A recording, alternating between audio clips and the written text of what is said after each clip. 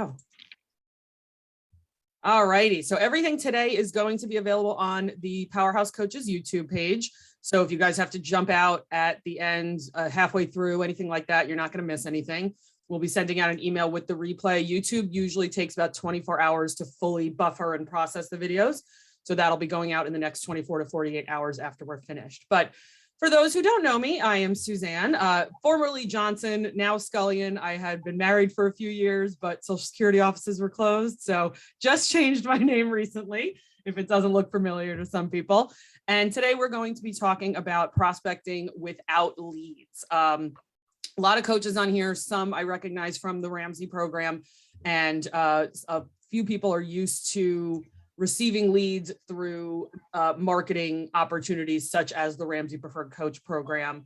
There are a lot more of those out there today than there were a couple years ago. And the problem is sometimes we get reticent and we rely on those emails and those text messages coming through with warmish to lukewarm leads. So we want to make sure that we are doing the best we can to keep our pipeline filled, even though even if we are going to keep maintaining those leads or not.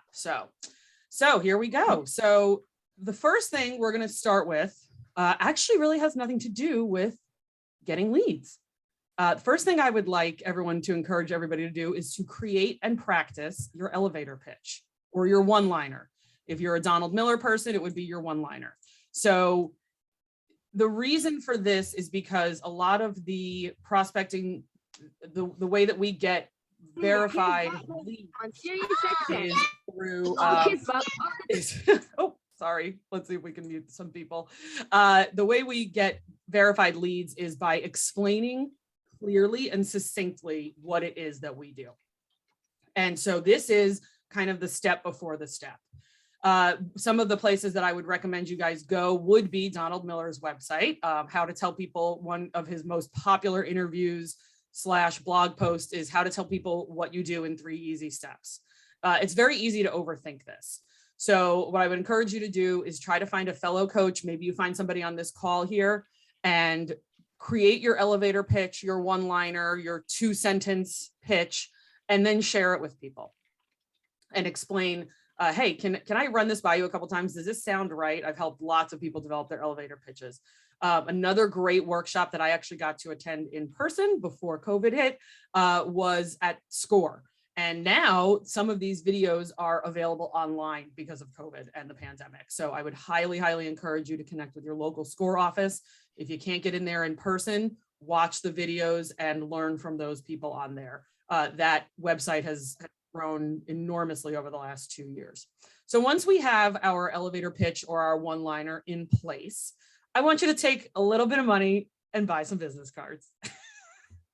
And this is counterintuitive to a lot of what people tell you to do. I can't tell you how many times I have had someone reach out to me and say, I just found your card in my winter coat and it's, September of the following year. This does seem a bit antiquated to some people. A lot of people are using apps on their phones, so you can scan people's LinkedIn profile. There are apps where you can give a digital business card. There are going to be situations where it's just going to be easier to hand someone a little piece of paper so that they can reach out to you later on. So this is an action step. This is a logistical thing, tangible thing that you can do in today if you want to do that. Some of the sites I would recommend, Vistaprint. I've used 3 or 4 of these actually. Vistaprint, Gotprint, Zazzle is a good one. That one's very easy to understand and use. Overnight Prints and Hot Prints. And someone actually recently told me that Amazon is now not only printing photos, they're also printing business cards, but I am not 100% sure about that. So do your research. So we've got our elevator pitch, we've got our business cards. And now I want you to take the bold step of finding and committing to a networking group. This does not have to be a BNI or a LATIP where it's $600 to $1,200 a year. This can be a local networking group at your local library. This can be a happy hour group. I actually had a happy hour group that I used to attend in San Diego. And it was not only there to hang out and relax and have a drink after work, it was also there to network with people in a more relaxed setting. So find and commit to that networking group. Suzanne, it's post-pandemic. Where the heck am I supposed to find these groups? There used to be a really good group that met near me, but now they're not meeting anymore in person. Well, we've got to do a little bit of research. So not only do we have the BNIs and the tips of the world, but your local SCORE office may also have some networking groups. Your local Rotary is technically considered a networking group, and your local Chamber of Commerce, I guarantee you there is a Chamber of Commerce in a town close to you meeting in person. If you'd like to search online for those things, you can see in here, in this Facebook group, I just literally typed in networking events near me, and I came up with pages of networking events. So this is not hard at all. It does require a little bit of time investment, and that's going to be kind of a theme that you guys are going to see throughout the rest of this presentation. Meetup over here on the right-hand side, and then Eventbrite is another good one too. And the Meetup and Eventbrite, you can filter those by meeting in person or how far you want to go, 5 miles, 10 miles, if it's free. There's a filter over here for free. And don't be afraid of the occasional $15, $10 networking meetup group. Some of them require you to purchase lunch or dinner or breakfast. And just trying those out 1 or 2 times can give you a really good idea of if those are your people. And the reason it's so important to commit to this group is because you're not going to get leads from these people after meeting them once. I regret to inform you. That is probably the #1 biggest misconception about these networking groups. People think they're going to show up once, they're going to show up twice, and magically these people who they met for a total of 60 minutes are going to start handing them qualified referrals. This is a commitment. It requires consistency. Prior to COVID, my #1 lead source was in-person networking. And that was one-off networking events where the whole point was to hand out business cards, as many cards as you could, or the every Wednesday morning breakfast crew meetup. So it doesn't have to be, again, a $600, $1,200 BNI group. It can be your Chamber of Commerce that meets every other Wednesday night, but you have to commit to every other Wednesday night. So that's the biggest part here. After that, I would like you to pick and develop one social media account. This is going to depend on who your favorite type of client is, who your niche client is, who your ideal client is, all those cool marketing buzzwords, right? How we describe the people we like working with best. If you are looking to work with people who are higher earners and mostly don't have a ton of debt, but have very high lifestyle levels, I would put you on LinkedIn. If you're looking to help the people who are to coach the clients, the financial coaching clients who are still in debt and need a little help getting out, I would like you to go onto Instagram, because that's where you're going to find those people.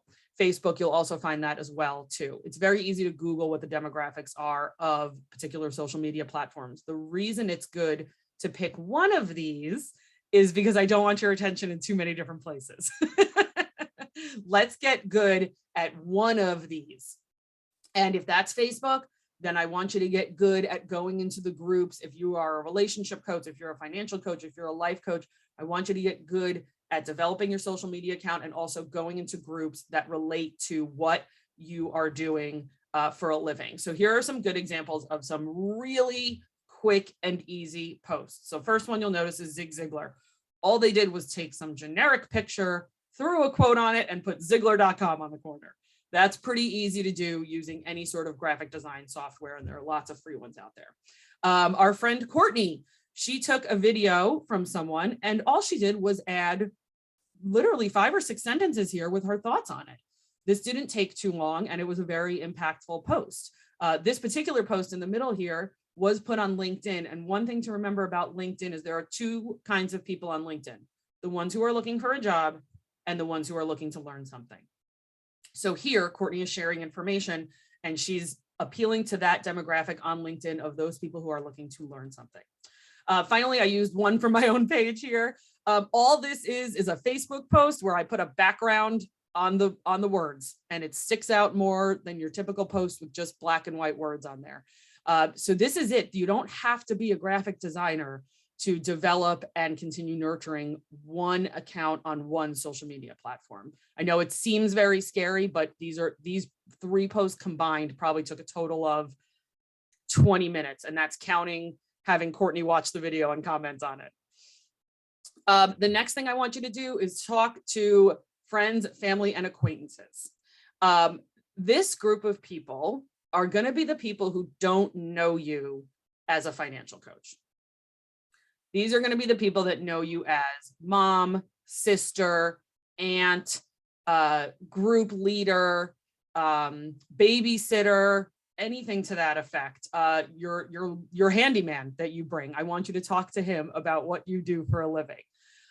The reason this group is so important is because these are people who believe in you and know your skill set in a different area of life. And what we're doing is we're informing these groups of people that we have acquired another skill set, no matter what program you have completed, again, life coaching, financial coaching, and now you are able to help other people in that particular area. Hand them a stack of 5 or 10 business cards and say, please don't be afraid to hand these out. I have completed my certification in X, and I am going to be moving forward and looking for new clients at this time. These are the types of people I help. This is when it's also very important to have that elevator pitch and that one-liner nailed down. We're not just walking up to random people in a grocery store that we don't know, handing them a card and saying our elevator pitch, because that would be weird. We're talking to people who we know and who know us. Here are some examples of people you know. My favorite is when everyone tells me that they don't know anybody. Talk to your handyman, the guy who cleans your gutters. Talk to the real estate agent you use to buy your house. Talk to your small group. If you attend a church, if you are part of some sort of recovery group, talk to those people. Talk to your mechanic, talk to your pastor, talk to your work spouse, quote unquote. If you work a full-time job and your coaching practice is going to be a part-time job, we all have those people at our full-time jobs who we are best friends with, who we would have never met except we met them in the workplace. Share with them what you're doing and don't be afraid to do so. Having the elevator pitch, having the one-liner, and having the business card gives you those tools to start that conversation without feeling like a weirdo. So here are our top 5 things to do when we are trying to prospect in a world without getting leads handed to us via email or on a silver platter. So we're going to create and practice our elevator pitch or our one-liner. We're going to spend about $30 on business cards. We are going to find and commit to a networking group. We are going to pick and develop one social media account, and we are going to talk to friends, family, and acquaintances. There is one thing that all of these 5 items have in common. You must be consistent. Success doesn't come from what you do occasionally. It comes from what you do consistently. So to go back to our list of those 5 things, if you did 2 of these things really well, let's just say everybody leaves this call and goes and buys business cards. So let's scratch that one off. If you did 2 of these other things well, you found a networking group and you committed to one social media account, but you didn't create and practice an elevator pitch, how good are you going to be in that networking group? How good are you going to be at developing that social media account if you don't really know what your pitch is and how you can explain how you help people? And this applies to all different kinds of coaching, financial coaching, again, life coaching, personal training. We have to be consistent with the message that we are putting out there. So again, taking 3 or 4 of these things is okay, but doing all of them a little bit and consistently over time will bring you in those leads, not just occasionally, but this will help you fill your pipeline over the long term. So it was important for me to get through that quickly because I wanted to have a Q&A. So I don't know who, Abby, are you able to see if there's any questions currently? Or we can give everybody a minute and see if they want to raise their hand or type anything. I didn't see any questions in the chat, but if anybody wants to unmute themselves now and ask questions, I think we're ready for that.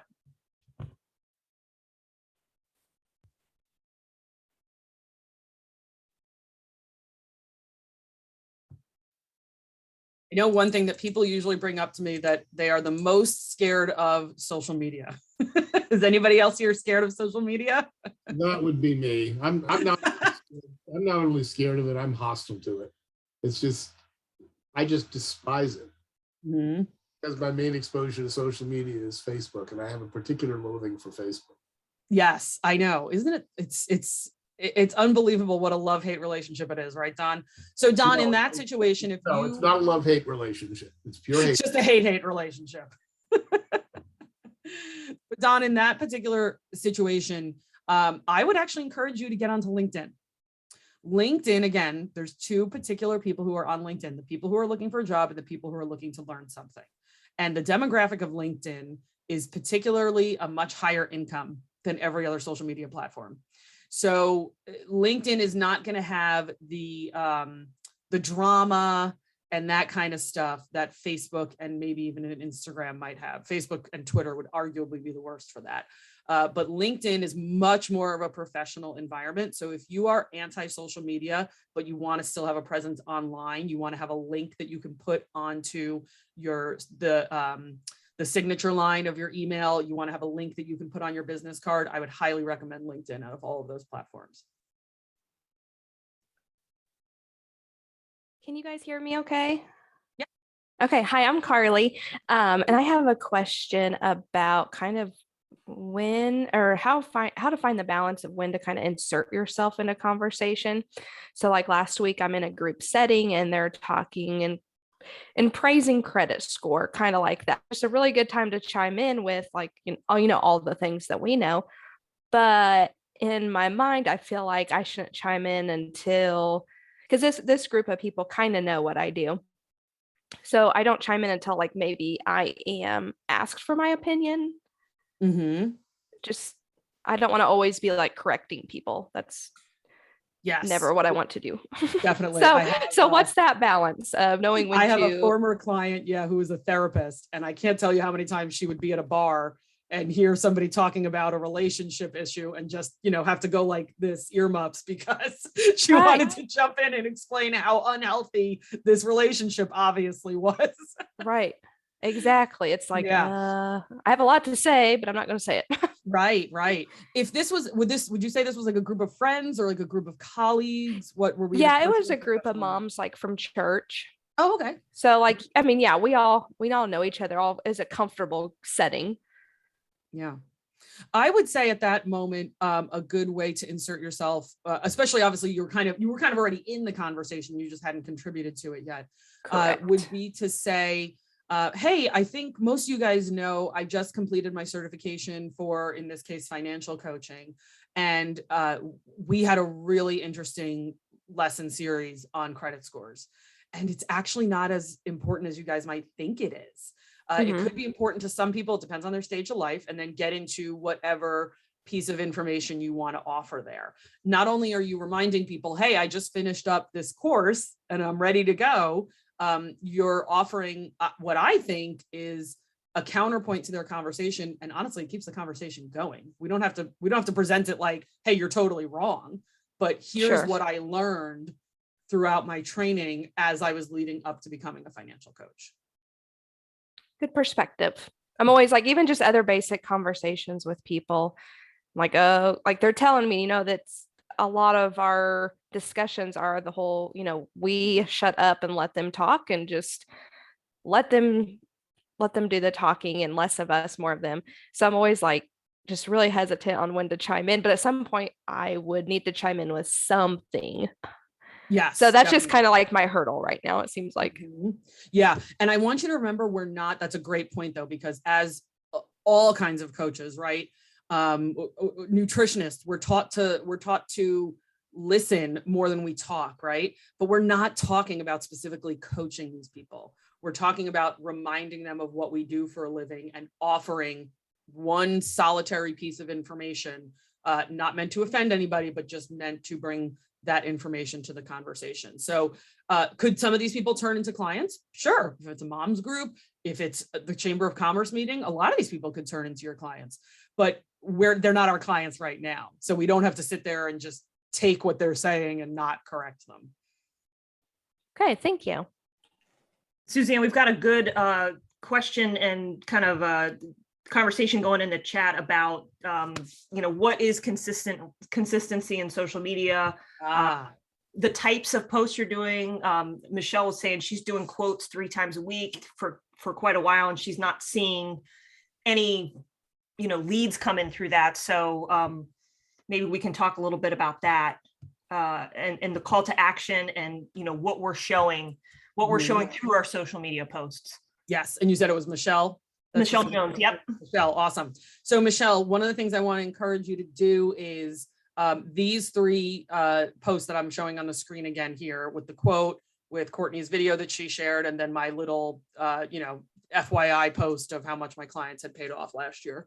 The most well-performing post here is probably going to be between mine and Courtney's. Courtney is, again, this is on a LinkedIn page. So she's sharing information and she's she's asking a question. Does anyone else ruminate at home about work? And here on my post, I am showing the results of my coaching. So the quote, the one that Zig Ziglar did here is probably going to have the least amount of engagement. So let's take a step back from the quote types of posts here, and let's get into sharing a video from, really anybody. Rich Litvin, famous coaches. They don't have to be in our realm of where we coach, but sharing a video, something under a minute, and asking a question. Hey, I watched this 45-second video. What do you guys think? Hey, here's a result of me coaching a client. This could be you. And like Abby mentioned, we want to have a call to action in some of these posts. We definitely don't want to have call to action in every post. That is just soliciting over and over and over again.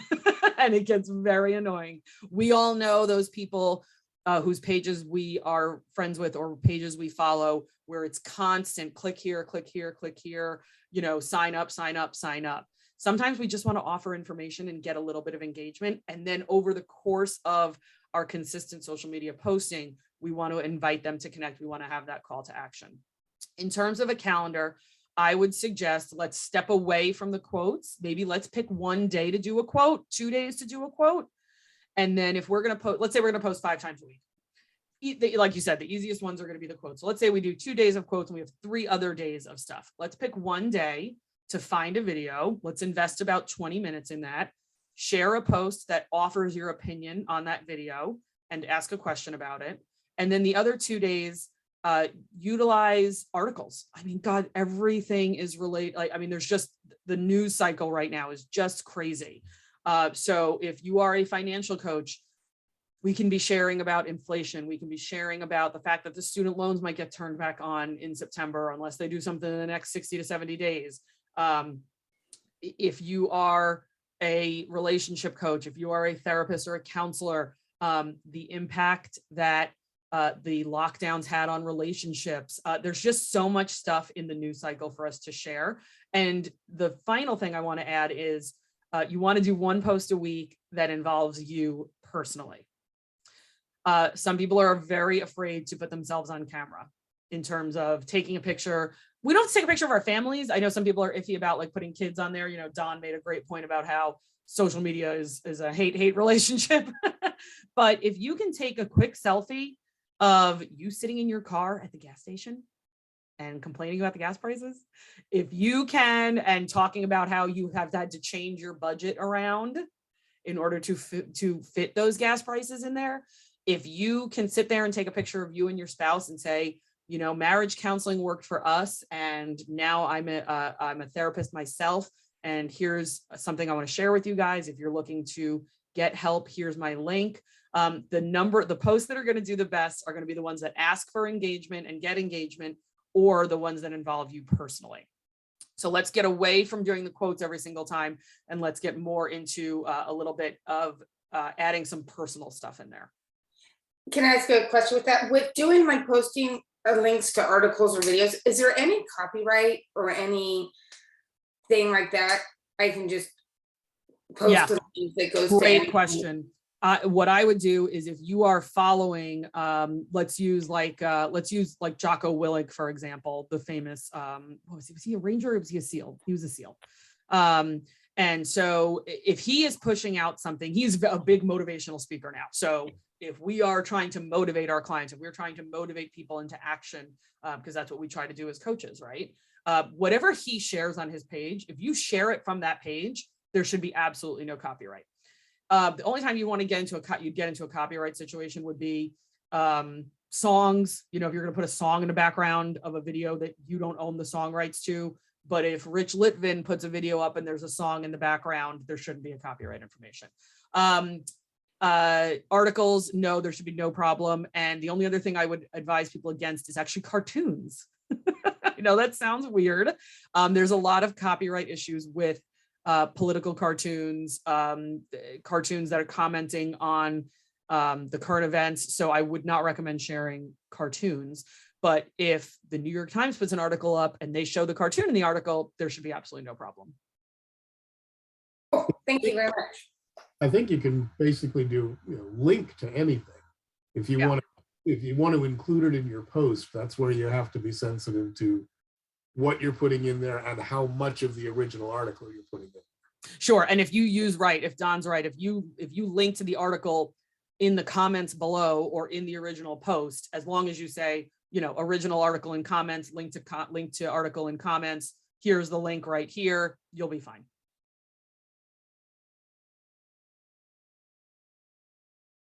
All right. What do you guys think is going to be the hardest part of these 5 things to commit to?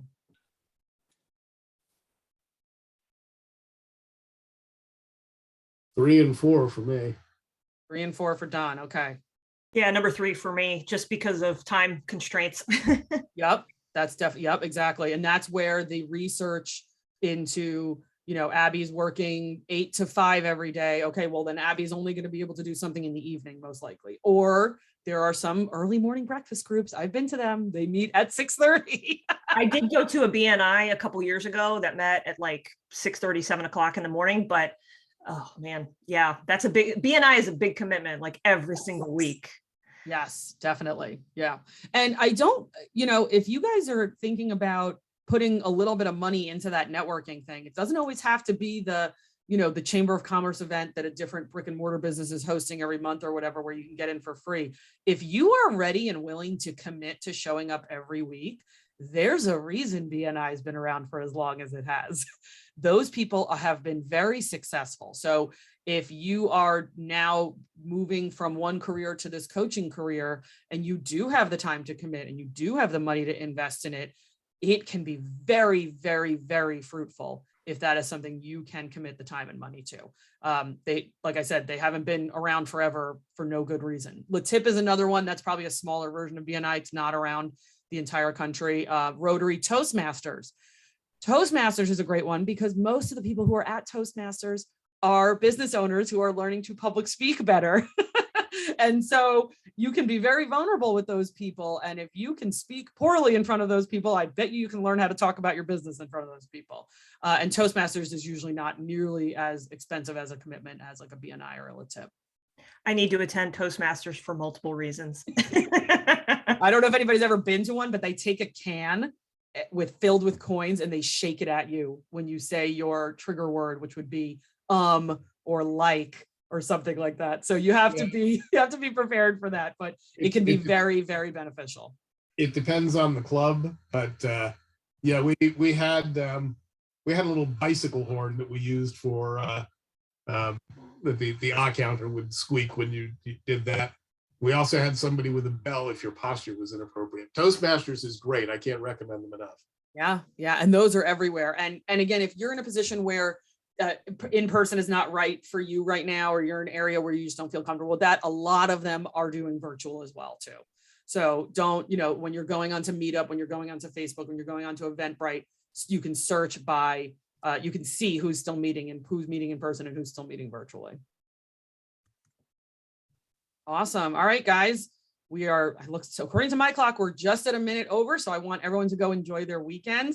Thanks everybody for joining us, and make sure sign up again on becomingapowerhousecoach.com. Sarah and Adrian are going to be talking about community over competition, 5 ways to build your tribe, and our price increase for our on Monday. So you have until midnight on Sunday to sign up for the virtual conference, September 17th of this year. Listed here on the screen are all the conference topics. These are locked in. So we are going to be talking about a lot of amazing stuff. You're going to be going to this conference, attending virtually and walking away in your pajamas with a ton of action items. That's what we want to provide for you guys. So jump on again to becomingapowhousecoach.com. Make sure you sign up for Sarah and Adrian's workshop next month, and make sure you get your tickets to the virtual conference. All right, guys, we will talk to you soon. Everybody have a great weekend.